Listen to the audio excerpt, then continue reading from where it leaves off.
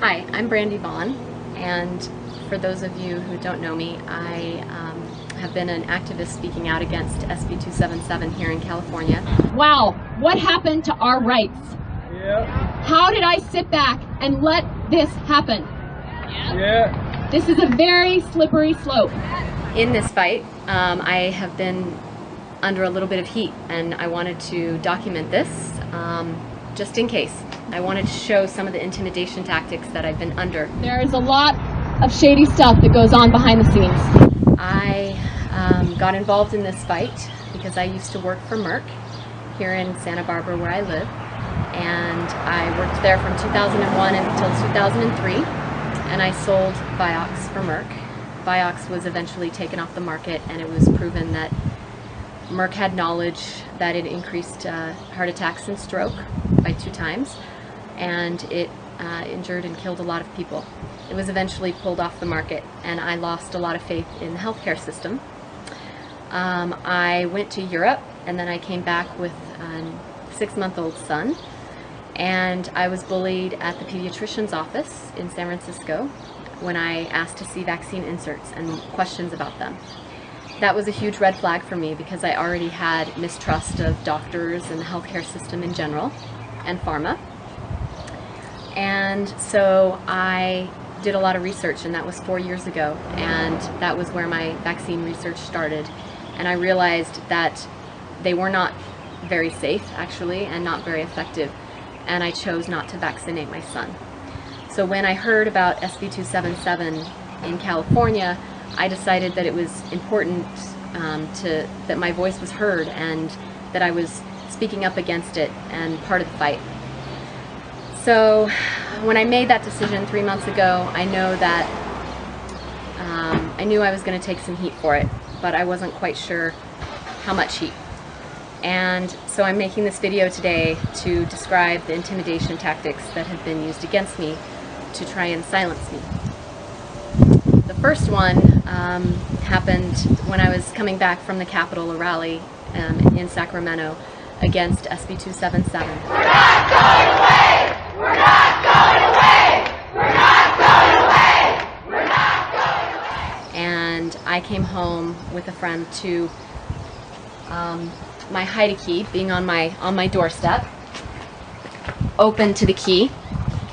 And the story behind this was a year ago when I bought my house, I hid that deep in the bushes, and 6 months ago I had looked for it because I thought, well, it's probably not a good idea to have a key to my house right outside my door. I couldn't find it, but when I came back from Sacramento that one time, it was about 2 months ago, that the key was on my doorstep, open to the key.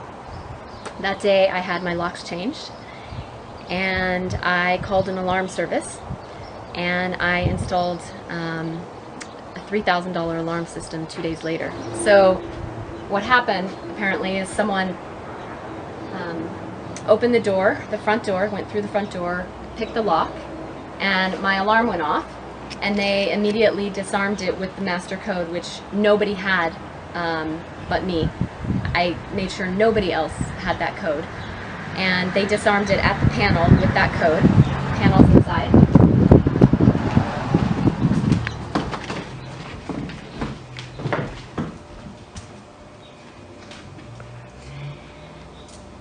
According to the alarm company, at 3:45 in the morning, somebody entered in through the front door, the alarm went off. They disabled the alarm by putting in the master code right away into the panel. And then at 3:46 in the morning, my hallway monitor sensor went off. So someone went down the hall. And then at 3:48, someone opened my dining room window and then closed it right away. And then if you notice, the dining room window actually faces out towards the backyard, which is much more private than the front door, which they used to enter that time. And then they went over to the keypad, entered the code again, and then left through the front door at 3:49.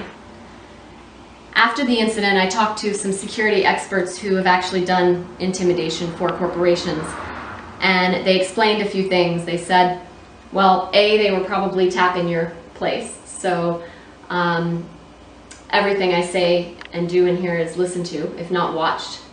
And then opening of the back window, because it's a much more private way to get in for future reference, for future visits.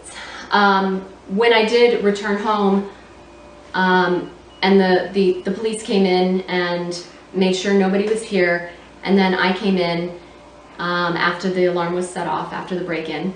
And what I did notice was they had left this window unlocked, like this. And before I left for Sacramento, all of the windows and doors were locked, double locked actually. I went through twice to make sure that they were locked. So after that happened, I didn't really feel comfortable sleeping in my house again, because of course they could come in and disarm my alarm whenever they wanted. There wasn't really another way to secure the system. I changed the code, but again, who knows how they got the code in the first place.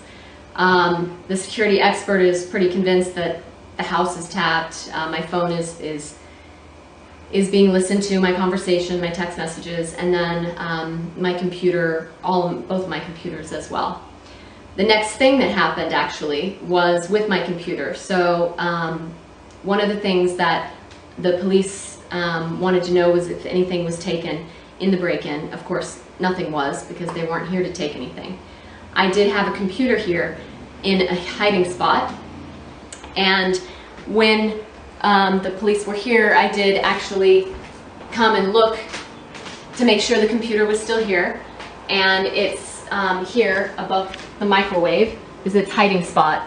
It's not a place anyone would know to look for the computer, and it's not, you know, especially in being here in only 4 minutes. 2 days later, after that happened, after the break-in happened, I walked into my place to move some stuff out, and the computer was taken from its hiding place and put in the middle of the floor. And so I came back home to pick up some stuff. I wasn't staying here any longer. And that message was there, which was obviously very scary, because clearly somebody had been listening in, if not watching, as to where the computer was.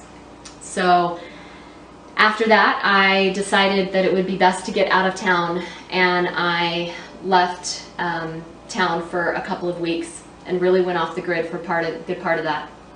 So after the computer incident and leaving town for 2 weeks, the day that I came back, I had a friend come with me, and him and I arrived at my place and found a ladder open right in front of my door, looking into the windows, the bedroom window. Now, this is my ladder, but this ladder lives in the garage. So it was clear that somebody had accessed the garage, brought out the ladder through the side of my house, opened it, looking right up into the window, and this happens to be the only window that I had blinds open. So that was quite a message. The security experts said, wow, what a better message than to say we're watching you. And this actually happened the day that I came back into town, so they clearly knew that, well, it happened the night before. They clearly knew when I was coming back. The neighbor who was feeding my dogs came over after half an hour after we found the ladder, and she asked, so what's with the ladder? And I said, I don't know. I mean, I didn't put it there. And she said, well, it wasn't there yesterday. So it means that it happened the night before I came back into town after 2 weeks.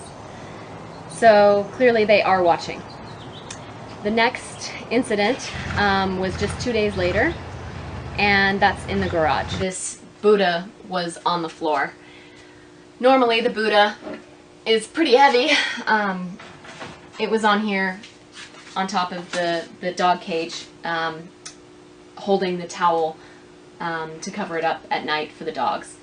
So it was taken off of here, and there's really no way it could have fallen because, I mean, it's actually really heavy, and if it had fallen, it would have fallen, you know, some different way.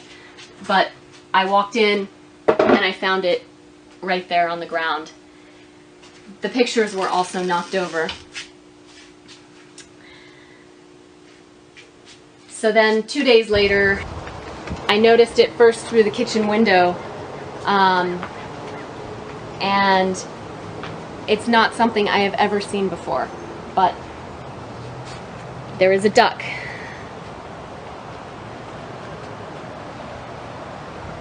On my table.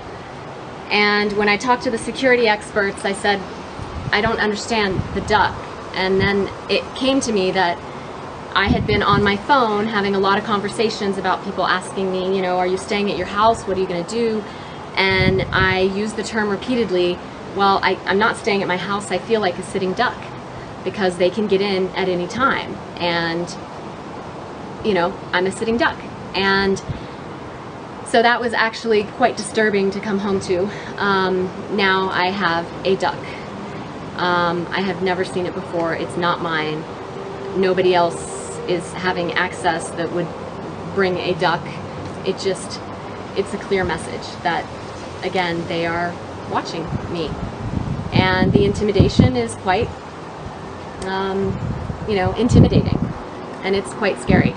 So after all of these intimidation tactics, it's very hard to feel safe and secure, but I am not gonna go away. I mean, I'm not gonna be silenced because these are important issues and we need to expose what's really going on behind the mandatory vaccination bills. It has nothing to do with public health. It has everything to do with profit. And I hope that we can all continue this fight. We may have lost the battle, but we still have a war to win. And hopefully by documenting this intimidation, they won't be able to get away with it in the future, with me and with anyone else who speaks out. There is some evil going on here. We need to fight it.